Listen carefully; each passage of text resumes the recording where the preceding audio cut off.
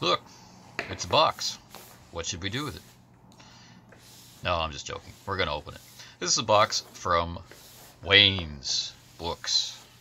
Very trustworthy and conscientious Wayne's Books. And because he is so trustworthy and conscientious, I'm, unlike usual, not at all worried about this big hole in the box and damage to the box underneath that.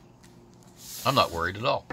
I know what's in here, but I'm choosing not to tell you at this point. I'm just going to show off all of this exciting mail-related damage. Okay, pretty incredible. I think the only situation in which the box would have come more damaged is if fragile had been marked on it. Anyway, let's get this box open and we'll see what's inside. Those of you who are afraid of video of people using a knife carefully, please avert your eyes because you're going to see someone using a knife carefully. Alright, let's rip through the tape. Okay, let's fail to rip through the tape. Let's carefully remove the tape with the knife and then open the box in defeat. And apparently out of focus. Alright. Well, at least we can fix the focus. Alright, so lots and lots of cardboard baffling to protect what is inside, and it's a good thing too, considering how it was handled. And bubble wrap, padded envelopes, and all kinds of tape and that sort of stuff.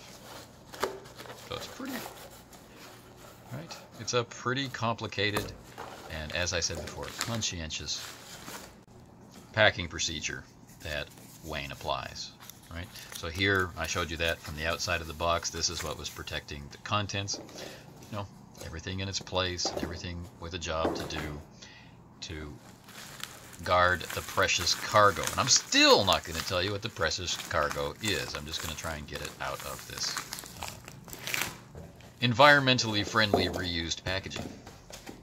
Alright, let's just make sure there's nothing else in there. So there's foam at the bottom and there's extra padding. There's that hole I told you about before. Not an insignificant hole, but that hole was completely defeated by the precautionary measures taken by Wayne. Now, enough with the packaging, or at least that packaging. Let's get rid of this packaging. Let's celebrate the existence of bubble wrap for a moment. And maybe some of you out there will have recognized that, or you're going to be able to peer through the bubble wrap and recognize privateers and gentlemen. Now, this is not a game that I played long, long ago and far, far away. This is a game, part of which I heard of and saw, and I never would have been able to tell you until I went looking for Privateers and Gentlemen specifically that the two had been related. It's not a product that I owned or got a chance to play, but I'm quite excited to be able to do so now. This is a Fantasy Games Unlimited product, and if you're familiar with Flashing Blades, which I personally think was distributed more widely or wound up in more hands, or certainly gets talked about more these days, you'll know what to expect. Right? The small print, the very dense text, the no-nonsense approach to putting game material, concepts, and setting material in your hands so that you can go forth and play. And play what? Well, Privateers and Gentlemen.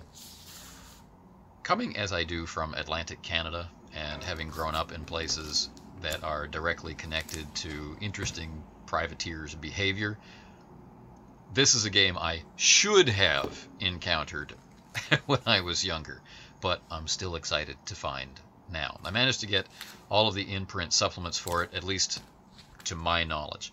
So this was quite a good find, and this was my, holiday reward to myself. And I didn't want to wait until Christmas actually arrived, as I'm hoping to run the game during the Christmas holiday, which means I need to be able to read it and learn it before that happens. So here's the information for Wayne's Books, and you can see the corner of the box in the background. Clearly it's been used, but it's in great shape. I find Wayne to be quite honest about the condition the books are in, and often undersells them. I often find they're in better condition than he's marked them for, which is something I hope he doesn't change. It's not what I'm recommending. So this is Heart of Oak. These are the miniatures rules. Very exciting, very interesting. That's the stuff that I saw way back when, but never got to play. And this is the role-playing game. Now, they were all boxed together in the early 80s, but this is not a product that I ever saw. All right, so we've got Privateers and Gentlemen. We've got Tradition of Victory here, and each separate book details different aspects. So one is for creating a gentleman, so a proper naval officer, and the other book handles creating your privateers. And then there's, of course, all of these extra charts to speed and ease play.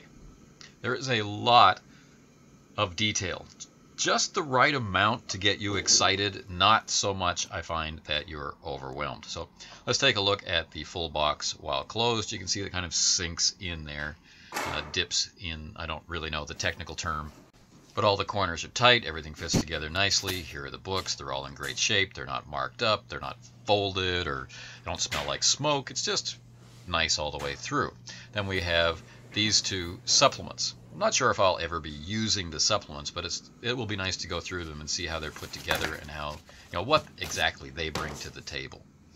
So those charts of information I showed you before, they are on this fold-out screen. Very, very handy. All right? So all kinds of stuff, all in this box set, and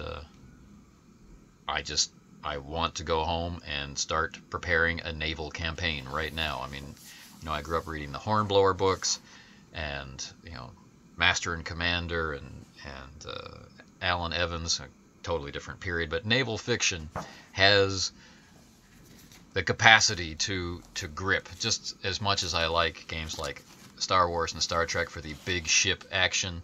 Well, the Age of Sail is the most dramatic version of that than I can imagine. The crews, the distances, the difficulties, the disease, and how flimsy one's reputation and career might be in the face of enemy guns. So, it's very exciting. Keen-eyed viewers, or those familiar with Fantasy Games Unlimited material, are going to be seeing a lot of interesting game information, such as hit locations and how traits are derived. This game is often described as being similar to BRP in that there is a certain reliance on D100 rolls, and that's an interesting observation. Until I've played it, I won't be able to comment on how closely it adheres to the feel of BRP, but it's an interesting thing to bear in mind when going into it. Of course, this is a period catalog from when this game was released, and there are all kinds of things that I've never even heard about, which is, of course, very, very appealing. Of course, there are some things which are incredibly famous, and I suppose, if I'm honest with myself, will form the basis of some sort of new quest for the future. But for right now, I'm completely satisfied with the way things are. Yes, I keep looking at that Daredevil's entry. Maybe you do too. Anyway, enough of the catalog. Instead, let's look at what we actually have in hand. Let's open up Tradition of Victory. See the wide 2-column small print format. More art, actually, than I was expecting. And there's just an overall, it's like a time machine, to be honest. It's taken me way back into the 80s and looking at the libraries of my older gaming friends and stuff that I just imagined I'd be able to get someday, and which, of course, has pretty much disappeared. So it's only by nature of places like Wayne's or eBay or whatever that I'm able to see any of this stuff.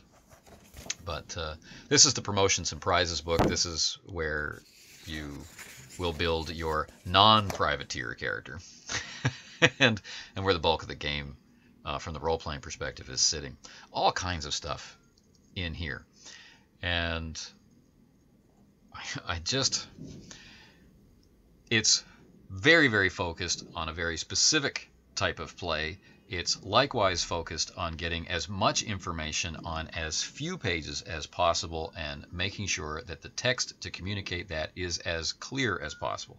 Now, of course, that kind of focus will lead to lacks of clarity when there is a clash between the author's knowledge and the knowledge out there in the audience. You can't teach everybody the entirety of the whole subject in just a few short pages. But when you have the merging of two pools of knowledge so that the game serves as inspiration to use the historical knowledge in the hands of the gamer, that's where these games really reveal their magic to me. It's maybe one of the prime reasons why people get so entranced with certain periods of history. The game sparks something, a historical piece of information sparks something, and then back and forth the interplay between the game and the real world helps you in the game master's chair or in the player's chair create real, honest to God, transportative, immersive magic. That shared imagination can tie you to the past and give you some kind of hope for fun gaming in the future. So I think that's one of the elements that makes these games so powerful. Like I mentioned before, I picked up the supplements mostly to see how they were put together, what kind of new things they brought to the game. I'm aware that some of them introduce some new rules or some adjustments to rules, and that's always valuable. But how are they actually tying the role-playing game together with the naval engagement rules, and just overall how the information is organized to present a scenario that can be communicated to others, especially in such small page counts. So this is the surprise highlight, I think, of this part of the year.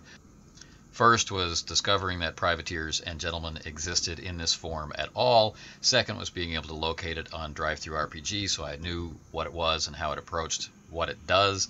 And then being able to find a version of it in great condition at a vendor that I trust. So then it was just a matter of waiting for it to arrive. And of course that's purely dependent on what kind of shipping you're willing to pay for. So I didn't have to wait too long, and as you've seen, it has arrived here in Korea for me to enjoy with my friends for many years to come. So, Privateers and Gentlemen, thanks for watching.